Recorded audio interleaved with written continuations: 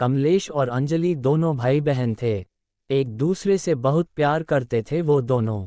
उनके पास बहुत ज़्यादा संपत्ति थी, किसी भी चीज़ की कमी नहीं थी। माँ पापा कमलेश और अंजलि की सारी इच्छा पूरी करते थे। कमलेश घोड़े पर बैठना सीख रहा था। उसके पास एक शानदार घोड़ा था।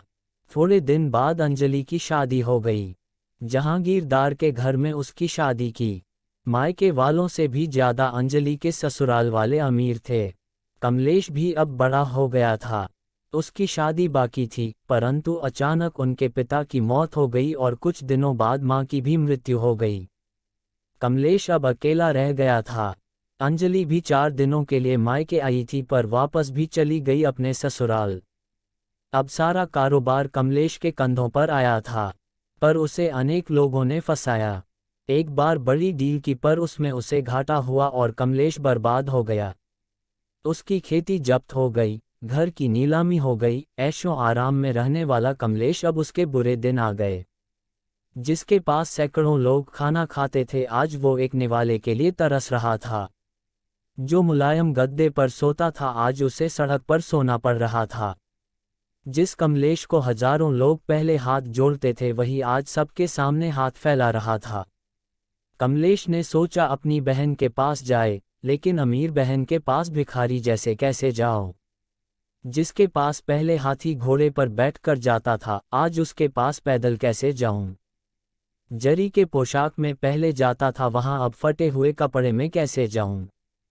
परंतु कमलेश मन में बोला प्यार अमीरी और गरीबी नहीं देखता। मेरी बहन मुझे अपने पास क्यों नहीं आने देगी भला। 6 मुमकिन नहीं है ये कि वो मेरी हालत की वजह से मुझे धिक्कारे। वह बहन के पास गया, दरवाजे में खड़ा हुआ। ऊपर छत से बहन देख रही थी। कमलेश ने ऊपर देखा पर बहन अंदर चली गई। कमलेश को लगा बहन नीचे मिलने के लिए आ रही होगी पर कोई आया नहीं। दरवाजे पर खड़े नौकर ने पूछा कौन हो तुम, यहाँ क्यों खड़े हो चोरों के जैसे, निकलो यहाँ से। कमलेश बोला मेरे बहन का घर है ये, उसे अंदर जाकर बताओ जाओ। नौकर हंसकर घर में जाकर वापस आया। वह कमलेश को बोला चलो वहाँ तबेले में, आपको खाना लाकर देता हूँ, वह खा लो और जाओ यहाँ से। कमलेश ने पूछा बहन ने क्या कहा। नौकर बोला मेम साहब बोली होगा कोई भिखारी बैठा, दो तबेले में दे दो उसे बासी खाना। कमलेश तबेले में गया और उसकी आंखों से आंसू आने लगे। उसे नौकर ने सूखी रोटी दे दी। कमलेश ने वहां पर एक खड्डा खोदा और वहां पर वह रोटी दबा दी।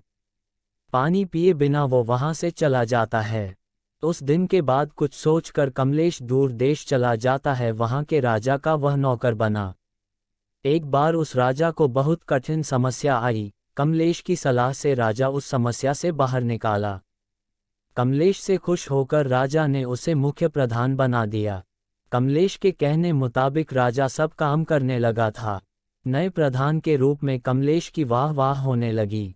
कमलेश ने अब शादी भी कर ली, वह बड़े बंगले में रहने लगा।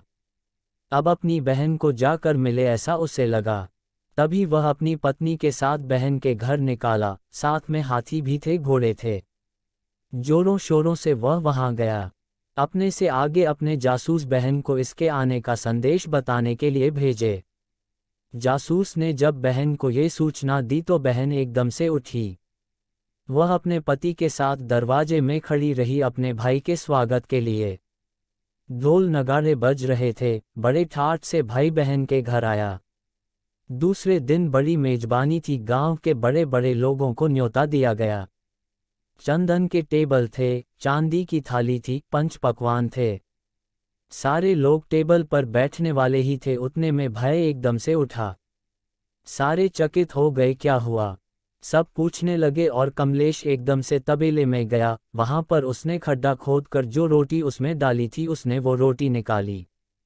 अंजलि कमलेश को बोली भैया ये क्या पागल जैसी हरकतें कर रहे हो? वह बोला दीदी तुम्हारे भाई को बैठने के लिए तबेला और खाने के लिए बासी रोटी ही योग्य है। ये सब भाई के लिए नहीं है, यह मेजबानी भाई के लिए नहीं है, ये सारा मान सम्मान भाई के लिए नहीं। ये सब तुम मेरे पैसों की वजह से कर रही हो। ये सब सुनकर अंजलि को अपने उस बुरे बर्ताव की याद आई जो कभी उसने अपने गरीब भाई के साथ किया था। उसे अपने किए का पछतावा होने लगा। उसने कमलेश के पैर पकड़े और बोली, भैया भूल हो गई मुझसे, आप अपनी इस नादान बहन को माफ़ नहीं करेंगे क्या? वापस नहीं करूंगी, आपके प्यार को नहीं भूलूंगी भैया, क्षमा करो मुझे और घर में चलो भाई। कमलेश ने अंजलि के आंसू पोंछे। वापस कभी भी अंजलि ने किसी को भी तुच्छ नहीं समझा। बाहर की संपत्ति जो आज है कल नहीं, सच्ची संपत्ति प्यार है, वह कभी भूलना नहीं चाहिए। ऐसे वह सभी को बोलती रही।